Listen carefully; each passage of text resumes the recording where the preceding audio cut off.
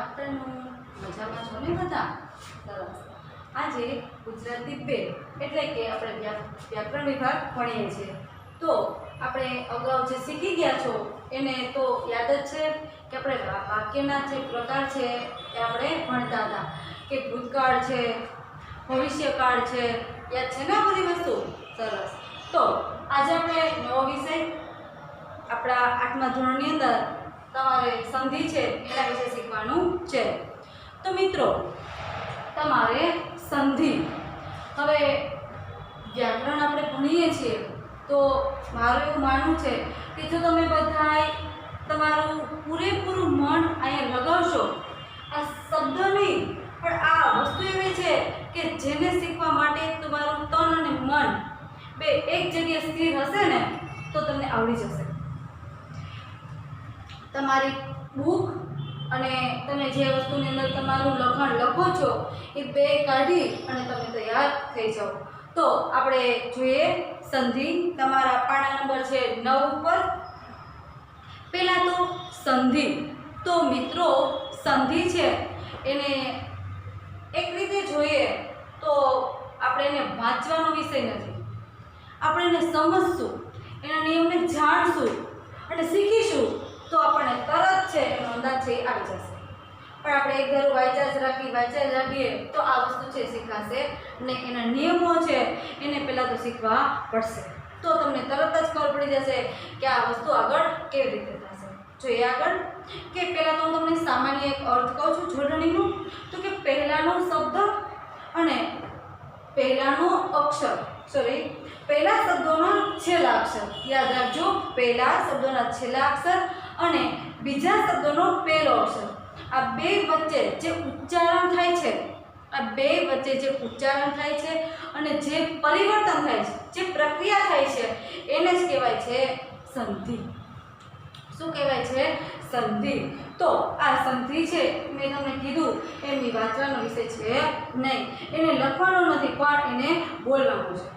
જ્યારે તમારી પાઠ્યપુસ્તકની અંદર જે શબ્દો આવે છે કે સંધિ જોડો અને સંધિ છોડો, આવી વસ્તુ આવશે ત્યારે તમારે ખાસ તો ભાષાની અંદર જે ઉચ્ચારણ છે એ તમારું સ્પષ્ટ હોવું જોઈએ. જો તમારું ઉચ્ચારણ સ્પષ્ટ હશે તો તમે સારી રીતે બોલી શકશો, લખી શકશો અને આ ઉચ્ચારણ આપણું સ્પષ્ટ હોવું જોઈએ. અને હા, તમે યાદ કરો કે ધોરણ તમે 7ની અંદર ઉચ્ચારણ વિશે તમે શીખી ગયા છો. આ ઉચ્ચારણની અંદર તમે સ ને બદલે સ, છ ના બદલે સ આવું બોલતા હતા. એની અંદર શીખાતા ખરા કે જ્યારે સ મીંડાવાળો હોય ને ત્યારે જીભનો જે વચ્ચેનો ભાગ છે ઉપરના તાળવાળીના ડાળી બોલાય છે. યાદ કરો એ વસ્તુને. સ સસલાનો છે તો એનો જે આગળનો ભાગ છે એટલે કે જીભનું ટેરવું છે, દાંત અને પેડા આ બે વચ્ચે અટકાડીને બોલાય છે.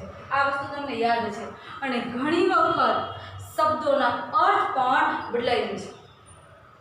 આ ઘણી વખત આપણે સ બોલવા જાય ને સ બોલે છે ને આના પાછળ શબ્દોના અર્થ પણ બદલાઈ જાય છે અને ઘણી વખત અર્થના અનંત પણ થઈ જાય છે. તમને આની વસ્તુની કદાચ ખ્યાલ હશે કે તમે ક્યારેક નાનું એવું વાક્ય હું તમને યાદ કરાવું કે ધોરણ 6ની અંદર તમને 4 અક્ષર વિશે પાઠ આવતો હતો.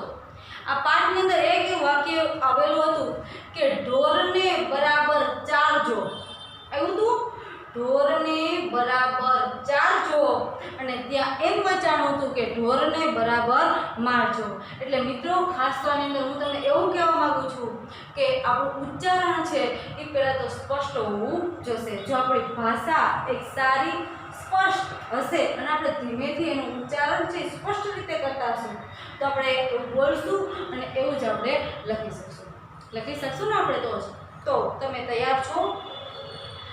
હવે આપણે ઉચ્ચારણ વિશે શીખી ગયા તો આપણે જોઈએ સંધિની અંદર બે શબ્દો કે તેથી વધારે, બે શબ્દો કે બેથી વધારે શબ્દો, અમુક ચોક્કસ નિયમો. જો મેં તમને નિયમની વાત કરી હતી એટલે એના ચોક્કસ નિયમો છે. આ નિયમોના આધારે જે જોડાણ થાય એને જ કહેવાય સંધિ. એને શું કહેવાય છે? સંધિ.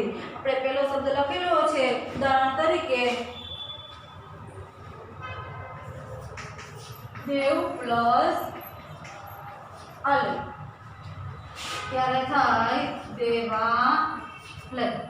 હવે જો હું તમને વાત કરીશ કે તમે જ્યારે પેલું ચેપ્ટર શીખાતા એની અંદર એવું હતું ભાષાનું નાનામાં નાનું એકમ, એટલે હું બોલી હતી ધ્વનિ.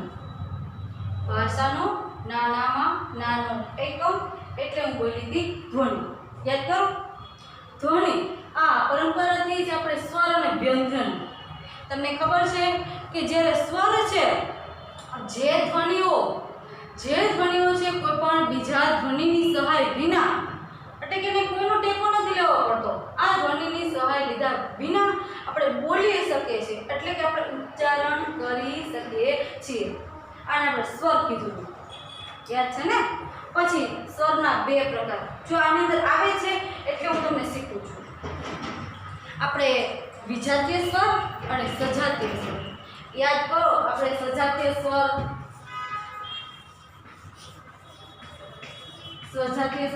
કે જે એક જ સ્થાનેથી બોલે છે, અને પરસ્પર એક જ સ્થાનેથી બોલાતા પરસ્પર, બરાબર છે, એને આપણે કહેતા હતા સજાતીય સ્વર.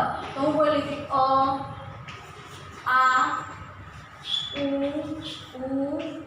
ઈ અને ઈ. હવે મિત્રો આવું અને ઈ આપણે એવું કહેવાય છે કે આવું છે એને નાનું કહેવાય છે અને આવું છે એને મોટો કહેવાય છે.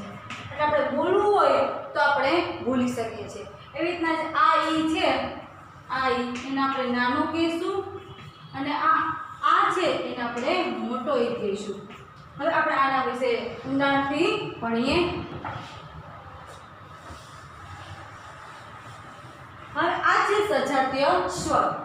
બીજા છે સજાતીય સ્વરની અંદર ઉ અને મોટો ઉ, ઈ અને આ ઈ, બરાબર. જ્યારે વિજાતીય સ્વર છે એની અંદર શું છે તો કે જુદા જુદા છે, જુદા જુદા સ્થાને બોલાતા સ્વરો. તો વિજાતીય સ્વર હું અહીં લખું છું. વિજાતીય સ્વર એની અંદર અ હોય તો એના વિજાતીય સ્વર અ છે તો એના શું છે તો કે ઉ અને ઉ, ઈ અને ઈ. જ્યારે ઉ આપેલું હોય એના વિજાતીય સ્વર કયા થશે તો કે અ, આ, ઈ અને ઈ. જ્યારે હવે નાનો ઈ આપેલો હશે તો એના વિજાતીય સ્વર કયા થશે અ, આ, ઉ અને મોટો ઉ. આ તમારે યાદ રાખવાનું છે. હવે પછીનો જે સ્વર છે એના વિશેની વાત કરું છું. તો સ્વર સંધિ. સંધિના તો ત્રણ કહેવાય છે. એક વિસર્ગ સંધિ, જે આપણે સંસ્કૃતની અંદર વિસર્ગ આવતા હતા ને, વિસર્ગ, આમ તો ત્રણ કહેવાય છે, પણ આપણે બે સંધિ વિશે ભણવાનું છે. એક છે સ્વર અને બીજું છે વ્યંજન. તો પહેલી સંધિ છે આપણી સ્વર એટલે કે સંધિ. જોઈએ આગળ. હવે આપણે સજાતીય સ્વર છે એ જોડાય. આ સજાતીય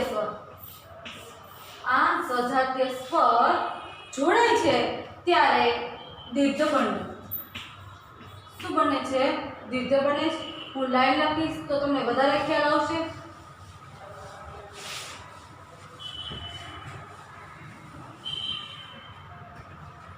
જો સ્વર સંધિ બે સજાતીય સ્વરો, બે સજાતીય સ્વરો જોડાય ત્યારે તે સ્વર કેવો બને છે? દીર્ઘ બને છે. અથવા તો તમે થાય છે એવું પણ લખી શકો. અ, આ, ઈ, ઉ, ઈ અને એ. જો આનું જોડાણ થાય ત્યારે શું બને? દીર્ઘ બને છે. કોઈ પણ સ્વર હોય કેવો બની જાય છે? દીર્ઘ. આગળ હવે તમને એક શબ્દ આપેલો છે પુસ્તક પ્લસ આલય. શું આપેલું છે? પુસ્તક પ્લસ આલય એટલે શું થાય? પુસ્તકાલય. હવે તમને ખબર છે પુસ્તક આવું આપેલું છે એટલે આ થશે પુસ્તક. અહીંયા ક છે તો શું થશે? આ થશે ને? આ બરાબર. હવે જો અહીં અ અને આ જોડાવાથી શું બને છે? તો કે પુસ્તકાલય. તેથી સંધિ વખતે જોડાતા બંને ધ્વનિઓ જો સ્વર છે, આઈ સ્વર આવ્યો, આઈ સ્વર છે અને આઈ કેવો છે? સ્વર. એટલે આપણે ઉ આ સ્વર છે, આ છે એ શું છે? તો કે સ્વર. આ બે જ્યારે સ્વર આવે છે એક જ શબ્દમાં પુસ્તક પ્લસ આલય તો આની અંદર પુસ્તકાલય શબ્દ બન્યો. બે ની અંદર શું આવ્યું? તો કે સ્વર આવ્યો. અ છે એ સ્વર છે અને ઉ આવ્યો છે એ સ્વર છે. તો આ જે સંધિ બને છે એને શું કહેવામાં આવે છે? તો કે સ્વર સંધિ. હવે હું તમને થોડા ઉદાહરણો શીખવીશ.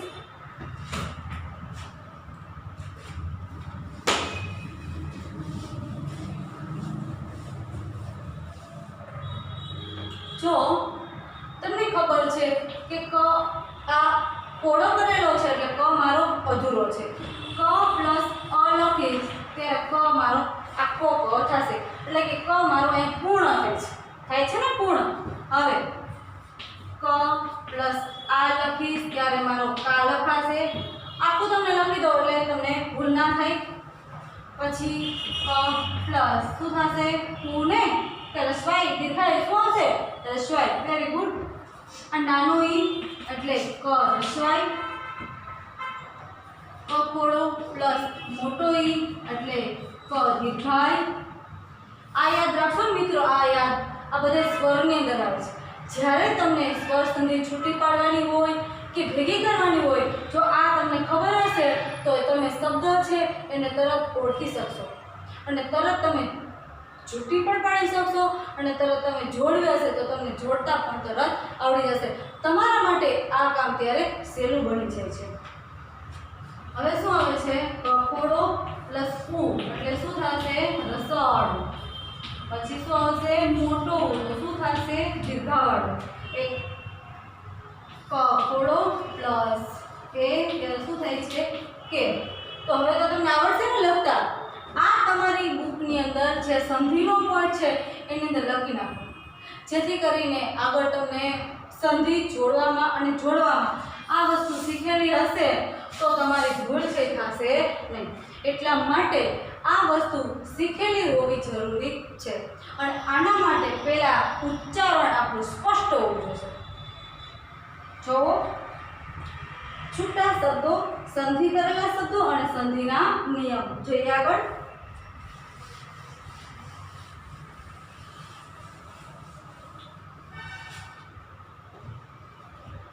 પેલું છે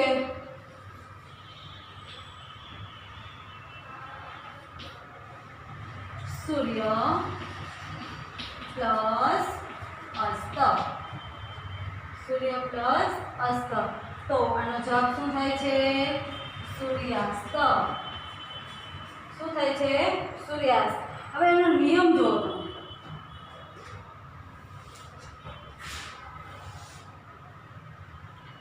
સૂર્ય પ્લસ અસ્ત. હવે અહીંયા શું આવ્યું? અ. અહીંયા શું આવ્યું? આ. એટલે શું થાય છે? સોરી, અહીંયા અ આવે છે એટલે કે અ પ્લસ અ બરાબર આ. હવે આ પછીનો શબ્દ જોઈએ. હું તમને બીજો શબ્દ પણ લખાવી શકું કે સ્વ પ્લસ અર્થ. આનું તમારે લખવાનું છે એટલે શું થશે? સ્વાર્થ. તો શું થશે? અ પ્લસ અ બરાબર આ. હવે એક શબ્દ આપેલો છે આપણને હજી પરાધીન. પર પ્લસ અધીન, પરાધીન. તો શું આવે છે? અ પ્લસ અ. બરાબર. શું થાય છે? આ. હવે શબ્દ જો તમે સૂર્યાસ્ત, સૂર્ય પ્લસ અસ્ત, સ્વ પ્લસ અર એટલે સ્વાર્થ,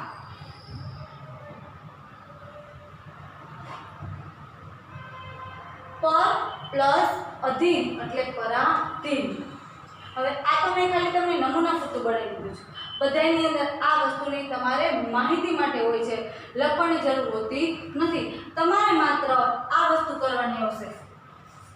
આ શબ્દ હોય તો એને આ શબ્દ આમાં જોડવાના રહેશે, અને આ શબ્દ આપેલા છે કે સૂર્યાસ્ત છે તો એનો તમે સંધિ છૂટી પાડો તો તમારે લખવાનું સૂર્ય પ્લસ અસ્ત, સ્વ પ્લસ અર્થ. તો તમે એનો શબ્દ છે જોડો તો શું આપણે લખવાનું? સ્વાર્થ. એટલે આમાં તમને આપેલું હોય એ જ પૂછાય એવું જરૂરી હોતું નથી.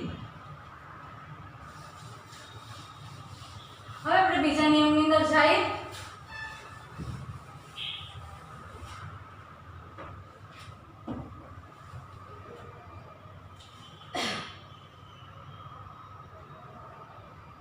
શિવ પ્લસ આલય,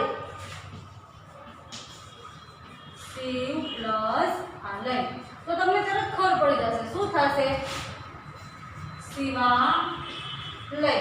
તો એ શું થશે? આ પ્લસ અ બરાબર આ, અ પ્લસ આ બરાબર આ. એવી રીતના બીજું ઉચ્ચારણ આપણને આપેલું છે મંત્ર, સોરી મિત્ર છે, મિત્ર પ્લસ આચાર. તો શું આવશે? મિત્રાચાર, મિત્રાચાર. તો શું આવશે? અ પ્લસ આ બરાબર આ. આગળ તમે માં જોતા છો, હું અહીંથી તમને બોલતી જાઉં છું. હા જો હવે તમારે કોની અંદર જવાનું છે? વિદ્યા પ્લસ અર્થી. તો તમને તરત ખબર પડી જશે કે વિદ્યા પ્લસ અર્થી એટલે ધની બાજુમાં કામ આવ્યું એટલે આ થશે ને. એમ તમારે જોવાનું, જોવાય બરાબર છે એટલે તો તમને ખ્યાલ આવશે. વિદ્યા પ્લસ અર્થી એટલે વિદ્યાર્થી. પછી ભાષા પ્લસ અંતર એટલે શું થશે? ભાષાંતર.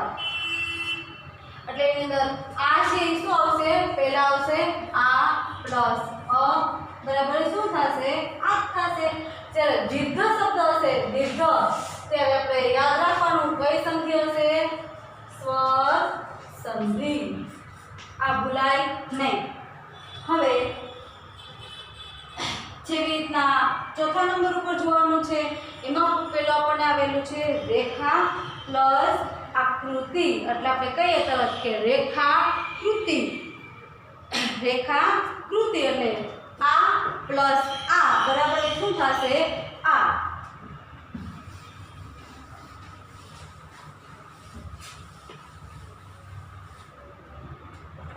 તો રેખા પ્લસ કૃતિ બરાબર રેખાકૃતિ. ત્યારે આ પ્લસ આ બરાબર શું થશે? આ. આવી એવી રીતના જ બીજો શબ્દ આપેલો છે દયા પ્લસ નંદ એટલે દયાનંદ. દયાનંદ. તો એની અંદર પણ આ પ્લસ આ બરાબર આ. આ તમારે બહુ યાદ નહીં રાખવાનું, પણ આપણી તો મેઇન પોઈન્ટ છે એ આ છે.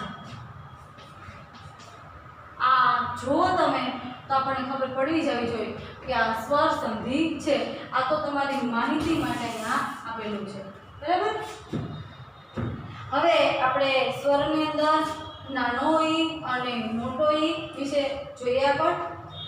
ભૂમિ પ્લસ ઈસ. જો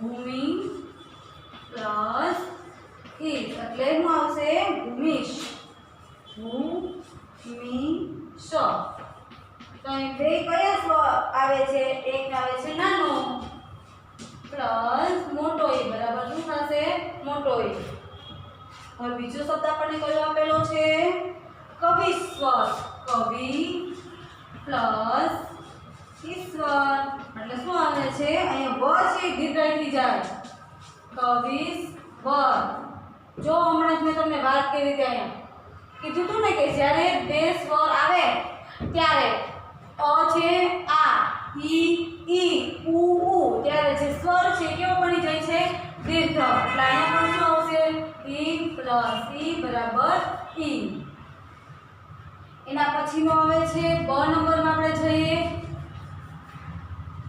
કવિન્દ્ર કવિ પ્લસ ઇન્દ્ર આપણે બને છે કવિન્દ્ર તો શું આવે છે ઈ છે ઈ નાનો છે બીજો ઈ નાનો છે ત્યારે શું બને છે આખો ઈ એના પછીનો શબ્દ આપણે જોઈએ હરિ પ્લસ ઇન્દ્ર એટલે હરિન્દ્ર હ છે ઈ તો સોરી ર છે ઈ તો અહીંયા પાછો પણ ઉપરની જેમ જ દીર્ઘાય થઈ જશે અહીંયા પણ બે છે ઈ નાના ઈ છે ત્યારે મોટો ઈ એટલે કે ઈ આખો છે ઈ થઈ જાય છે હવે આગળ નંબર ક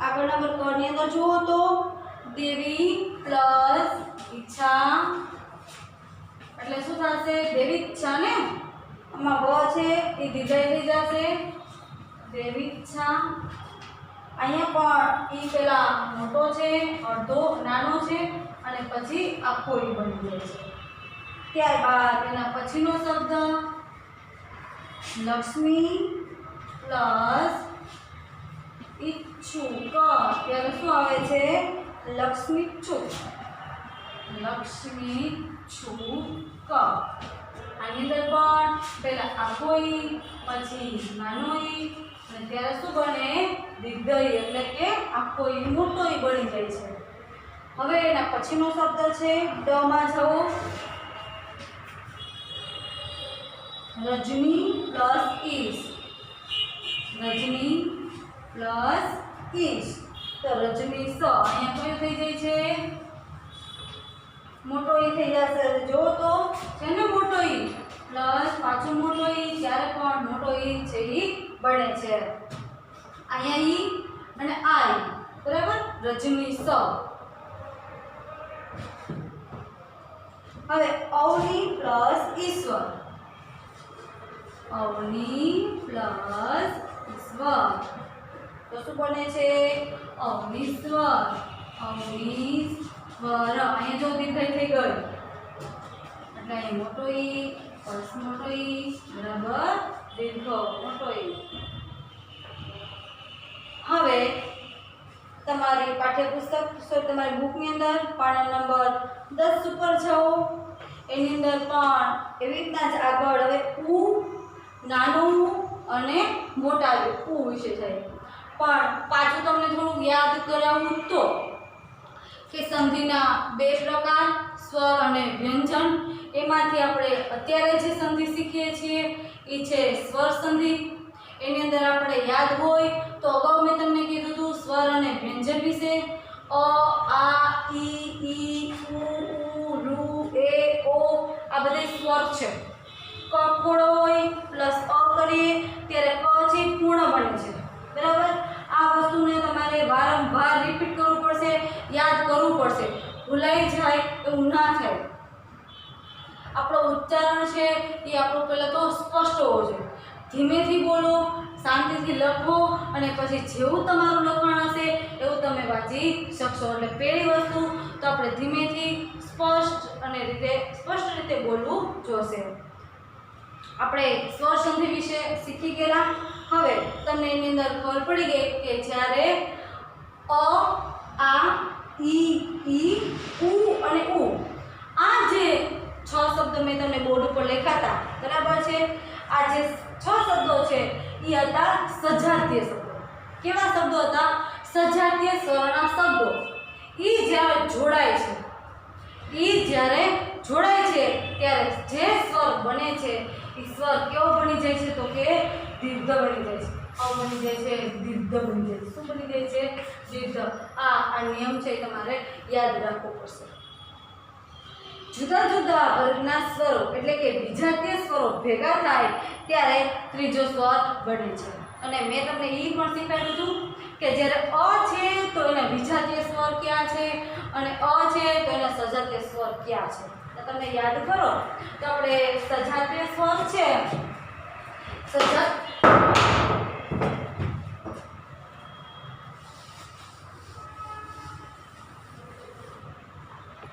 સજાતીય સ્વરની અંદર અ, આ, ઈ, ઉ અને ઉ. આ જ્યારે જોડાય છે ત્યારે શું બને છે? દીર્ઘ.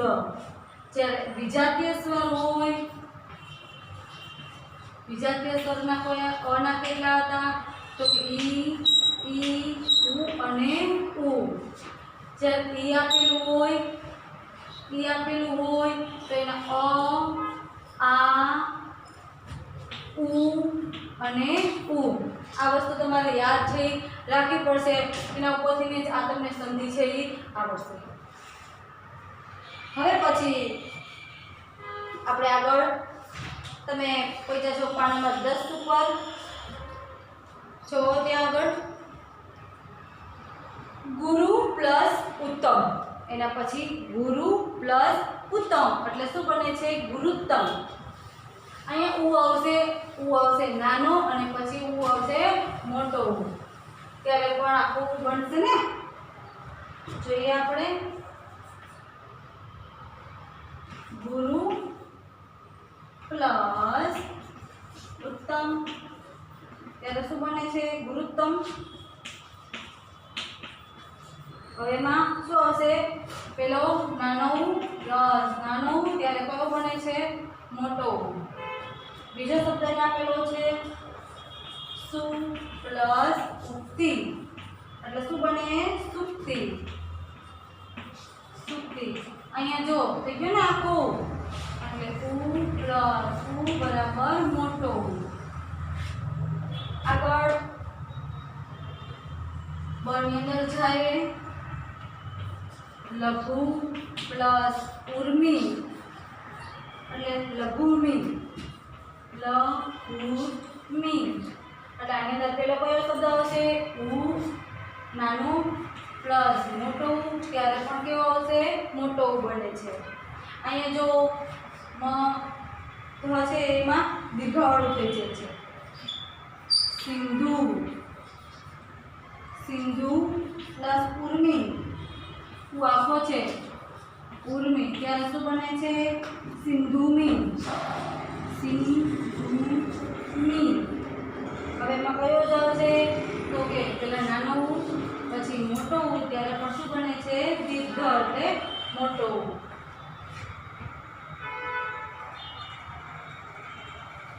હવે આપણે આગળ જઈએ. આ એક પોઈન્ટ જ આપણે કરશું કેમ કે બધું આપણે સાથે કરશું તો આપણાથી આગળનું છૂટી જાય. બરાબર? એ આપણે પછીના ક્લાસની અંદર કરશું. ત્યાર બધી આપણે જઈએ કોની અંદર? બધું પ્લસ ઉત્કર્ષ બરાબર બધું કર્ષ. આની અંદર કયો આવે છે? સ્વર જોવો તો પેલો શું આવે છે? આખો ઉ પ્લસ અડધો ત્યારે પણ કેવો બનશે? ઉ મોટો બનશે. એના પછીનો શબ્દની અંદર નજર કરો શું આપેલી છે? ચમુ પ્લસ ઉત્સાહ.